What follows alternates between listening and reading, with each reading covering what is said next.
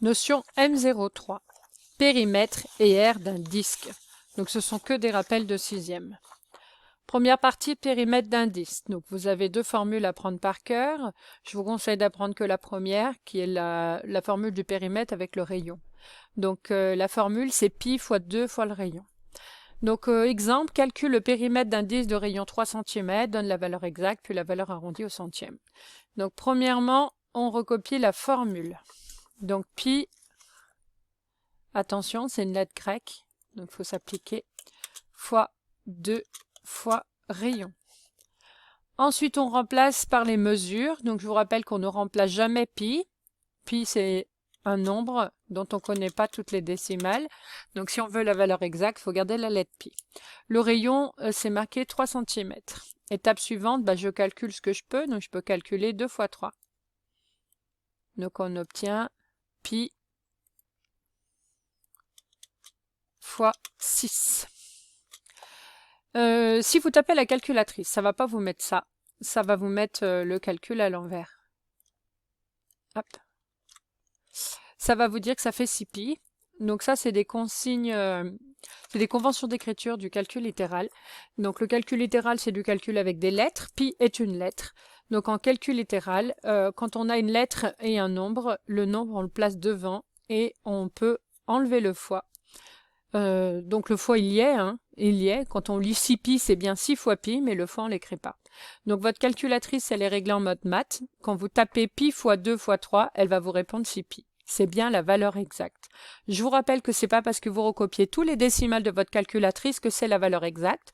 Votre calculatrice Casio est limitée à 10 chiffres, donc elle va vous afficher 10 chiffres.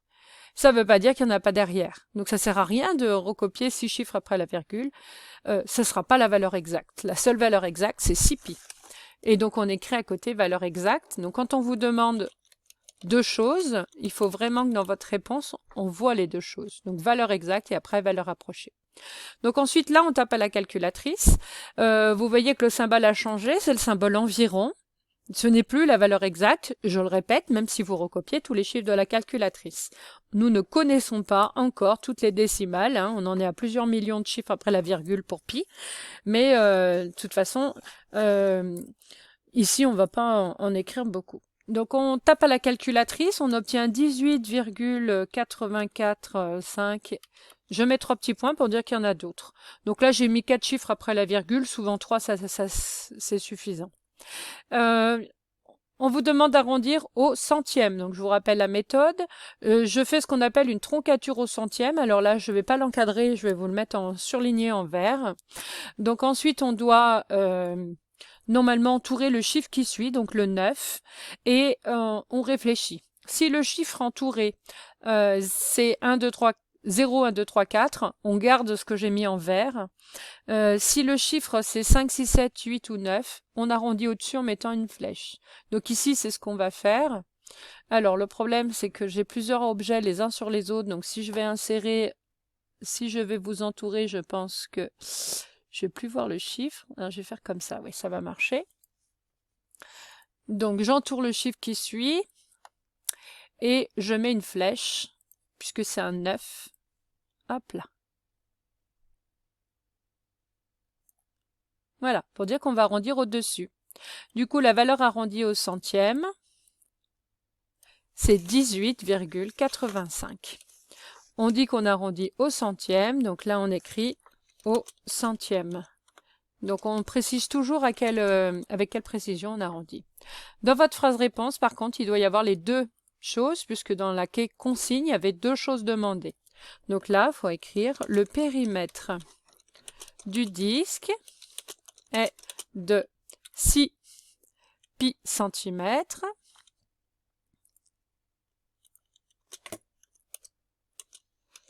soit environ 18,85 cm au centième.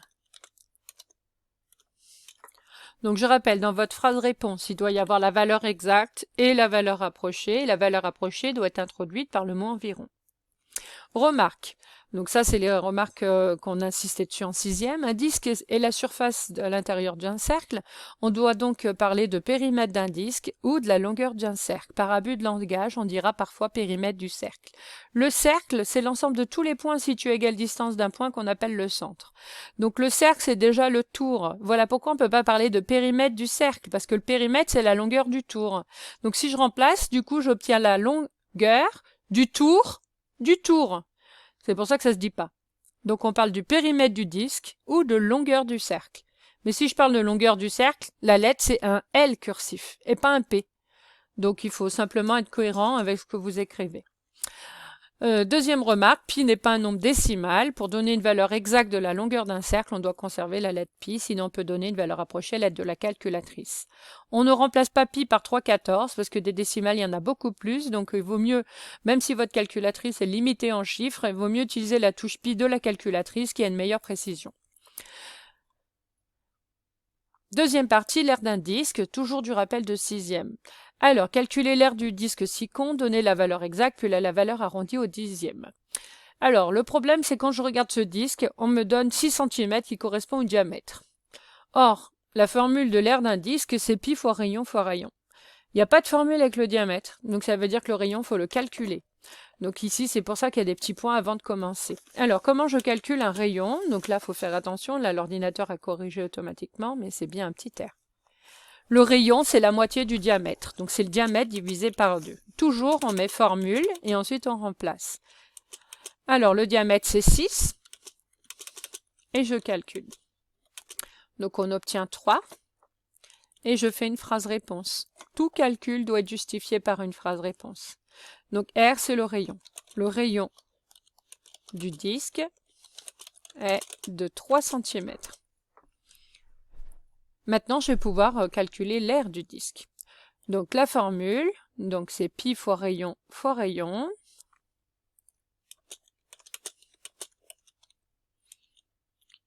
Je remplace par les chiffres. Donc ici, il n'y a pas de lettres. Hein. Hop.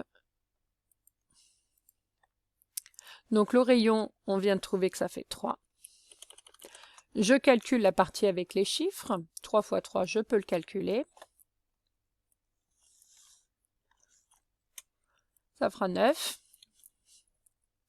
Si je tape à la calculatrice, ça ne va pas me donner ça. Ça va me donner 9 pi. Donc j'écris 9 pi.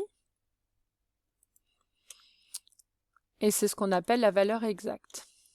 Donc j'écris à côté valeur exacte, puisqu'on me la demande. Ensuite, je prends ma calculatrice et je tape. Donc pi fois 9, on obtient 28,2743,123. On n'oublie pas les petits points pour dire qu'il y a d'autres chiffres. On n'oublie pas le environ, puisque ce n'est pas une valeur exacte. Et on arrondit comme il faut. Donc là, ils veulent arrondir au dixième. Donc si j'arrondis au dixième, je fais d'abord la troncature au dixième. Dixième, ça veut dire un chiffre après la virgule. J'entoure le chiffre qui suit. Donc le 7. Voilà. Comme c'est compris entre 5 et 9, je dois arrondir au-dessus. Donc je mets une flèche, je pars du 7 et j'arrondis le chiffre juste avant. Donc on obtient 28,3. Ça, c'est la valeur arrondie. On dit à combien on arrondit? On arrondit au dixième ici, un chiffre après la virgule. Je fais ma phrase réponse avec la valeur exacte et la valeur approchée. L'aire du disque est de 9 pi. Attention, ici le rayon est en centimètres, donc l'aire sera en centimètres carrés, soit environ 28,3 cm² au dixième. Ah, il se passe un bug là. Hop. Voilà. Donc là, la notion est terminée.